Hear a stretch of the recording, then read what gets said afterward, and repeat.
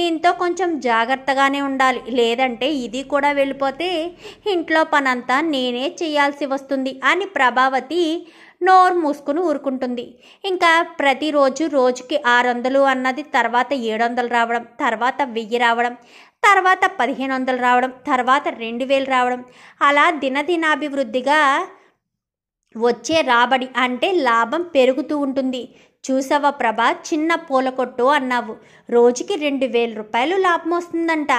పూల కొట్టు చిన్నదే, ఇంటి దగ్గరే ఉంది, ఎలాంటి అద్దె కట్టనవసరం లేదు కాబట్టి వచ్చిన లాభం అంతా మిగిలిపోతుంది అని చెప్పాను. కానీ అద్దెందుకు కట్టవసరం లేదు, ఇది నా ఇల్లు, నా ఇంటి ముందు పెట్టారని చెప్పాను. కానీ ఏం మాట్లాడుతున్నావు ప్రభా, నీ ఇల్లేంటి, నీ ఇల్లు మీ నాన్న చిన్నదే ఇచ్చాడు, నేను నా కొడుకుల కోసం పెద్దదాన్ని చేశాను, ఆ మాత్రం దానికి నీ ఇల్లు నా ఇల్లు అంటావేంటి? మన కోడలే కదా అక్కడ షాప్ పెట్టుకుంది, పరాయి వాళ్ళు ఎవరో పెట్టుకుంటే అద్దె వసూలు చేస్తాం, మన కోడలు షాప్ పెట్టుకుంటే అద్దె వసూలు చేయడం ఏంటి? నోరు అదుపులో పెట్టుకుని మాట్లాడు ప్రభా. బాలుగాడు గానం విన్నాడనుకో, తర్వాత నీ ఇష్టం, మళ్ళీ నా మొహంకే చూస్తాను అనగానే వాడు వచ్చాడా ఏంటి అని చెప్పాను. కానీ రాలేదు, వస్తాడని చెప్తున్నాను. ఏంటి పని మనిషి మీద కేకలు వేస్తున్నావు? పని మనిషి మీద కేకలు వేస్తే పని మనిషి కూడా మానేసి వెళ్ళిపోతుంది, తర్వాత ఇంటి చాకరీ నువ్వే చెయ్యాలి, నీ ఇష్టం మరి అని చెప్పాను. కానీ లేదు నేనేమీ అనట్లేదు అనగానే తను మీనా కాదు, నువ్వు అన్నట్టల్లా తలాడించి నోరు మూసుకుని పనులు చేసుకుని వెళ్ళిపోవడానికి ఇంటి పని మనిషి, అదే అర్థం చేసుకో అని చెప్పనేసరికి చాలే, మీ కోడలు గొప్పతనం బాగానే ఎక్కువగానే మెచ్చుకుంటున్నారు, పూజ చెయ్యాలి, ఇంతసేపు అయింది పువ్వులు తీసుకొచ్చి ఇవ్వలేదు అనగానే నీకు కళ్ళు కనిపించకపోతే ఏం చేయాలి, ఆల్రెడీ పువ్వులు తీసుకొచ్చి దేవుడి దగ్గర పెట్టింది వెళ్ళి చూసుకో అని చెప్పనేసరికి పువ్వులన్నీ అక్కడే ఉంటాయి, దండలు కట్టేసి అన్నీ అక్కడే పెడుతుంది. ఏ తీసుకొచ్చిస్తే తీసుకొచ్చి ఇచ్చాను అని నాకు మాట చెప్తే సరిపోతుంది కదా, ఇక్కడ పెట్టేసి వెళ్ళిపోవాలా ఏంటి అనుకుంటూ ఉంటుంది ప్రభావతి. అయితే పూజ చేసుకున్న తర్వాత నెల రోజులు గడుస్తుంది. సుమారు 1,50,000 రూపాయల దాకా డబ్బులు దాస్తారు.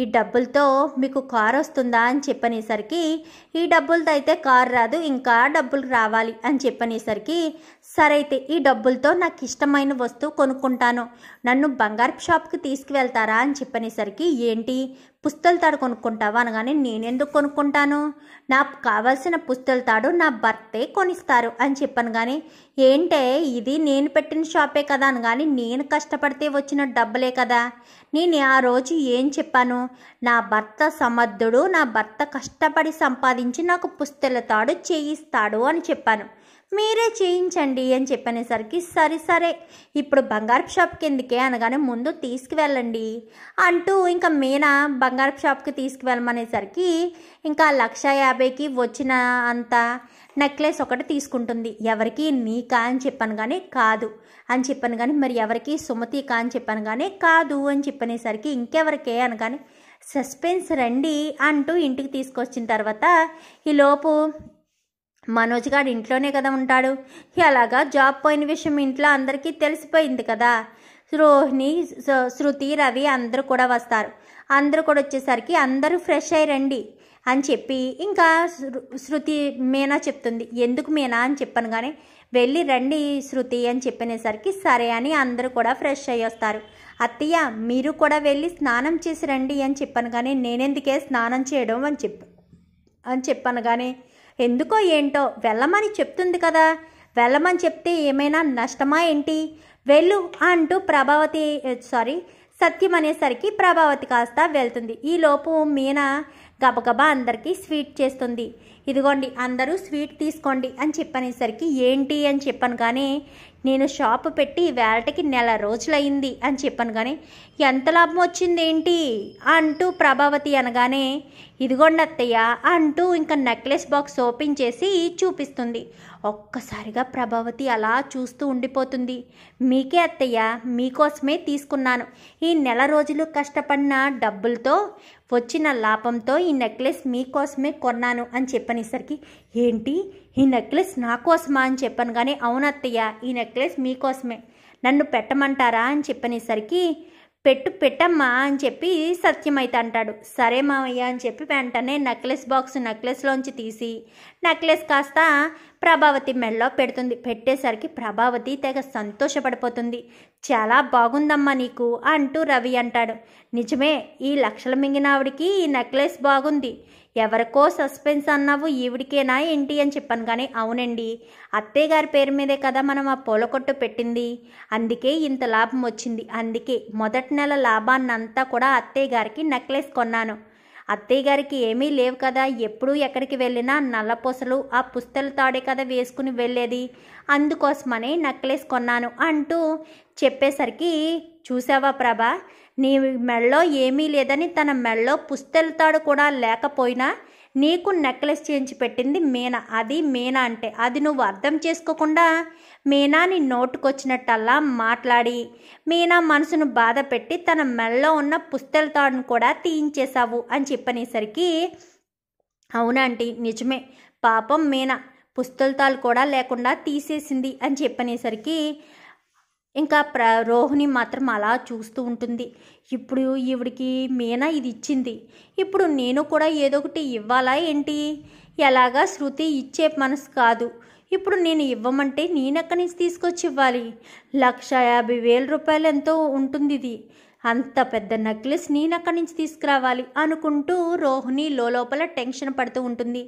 ఏంటి రోహిణి, ఏం మాట్లాడవేంటి అని చెప్పాను. కానీ ఏమీ లేదు మీనా, నెక్లెస్ చాలా బాగుంది అని చెప్పాను. కానీ అవునా, నా మొదటి సంపాదనతో తీసుకున్నాను అత్తయ్య గారికి అని చెప్పనేసరికి, పోనీలే మీనా, మంచి పని చేశావు అని చెప్పి బయటికి నవ్వుతూ ఉన్న లోపల కుళ్ళుకుంటూ ఉంటుంది. ఎంత 1,50,000 రూపాయలు పెట్టి ఇప్పుడు ఈవిడికి కొనివ్వాలా?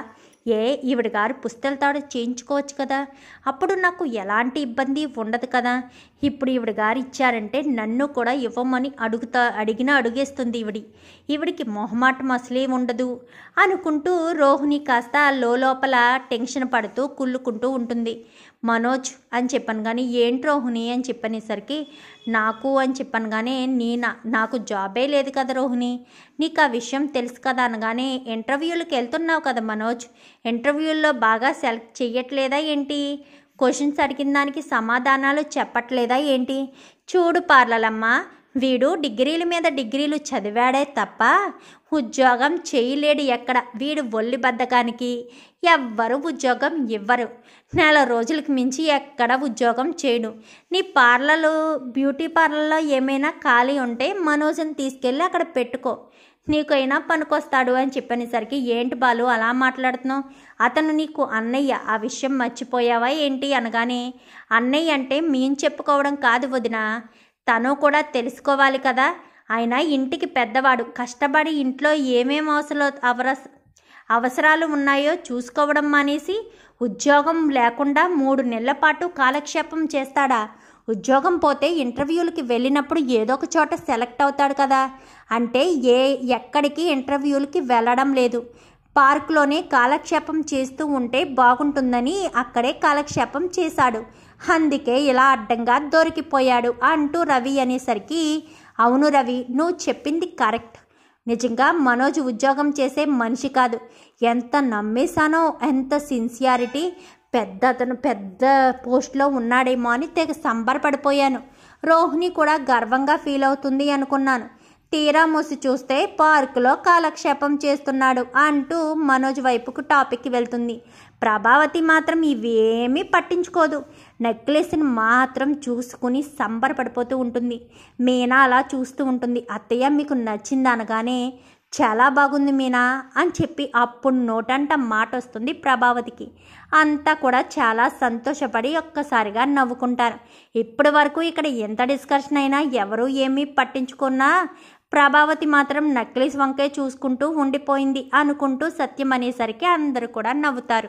చూద్దాం మరి రాబోయే ఎపిసోడ్స్లో ఇలాగే జరగాలని మీరు కూడా కోరుకుంటే వీడియో నచ్చితే లైక్ చేయండి, ఛానల్ని సబ్స్క్రైబ్ చేసుకోండి, పక్కనే ఉన్న బెల్ సింబల్లో ఆల్ పై క్లిక్ చేయండి. ఎలా చేయడం వల్ల అందరికంటే ముందుగా చూడవచ్చు.